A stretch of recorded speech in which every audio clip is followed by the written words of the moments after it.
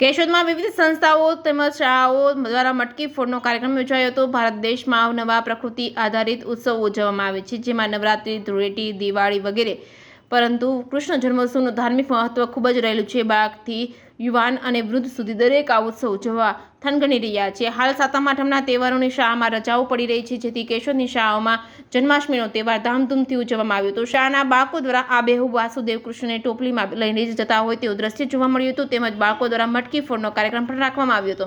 શિક્ષકો તથા વિદ્યાર્થીઓ કાન ગોપી બનીને ખૂબ જ રાસ રમ્યા હતા।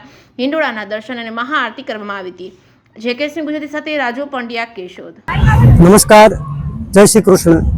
ભારતીય સંસ્કૃતિનો અતિ પાવન અને પવિત્ર મહિનો શ્રાવણ માસ અને શ્રાવણ માસની અંદર આવતો કૃષ્ણ જન્મોત્સવ ખૂબ જ હર્ષ અને ઉલ્લાસથી સમગ્ર વિશ્વમાં ઉજવાય છે અને એ ઉજવણી સ્કૂલોમાં પણ થવી જોઈએ, પરંતુ સ્કૂલોમાં ત્યારે રજા હોય એટલે એ તહેવારને અનુસંધાને ન્યૂ એરા પ્રોફેસર એકેડમી કેશોદની અંદર આજે તારીખ 22/8/2024ના રોજ કૃષ્ણ જન્મોત્સવનો ઉજવણી કાર્યક્રમ રાખ્યો હતો। આ કાર્યક્રમ દરમિયાન બાળકોએ અનેકવિધ કૃષ્ણ લીલાઓ સાથે કૃષ્ણને લગતા નાટકો કર્યા હતા અને આ ઉત્સવની ભવ્ય રીતે ઉજવણી કરવામાં આવેલી હતી।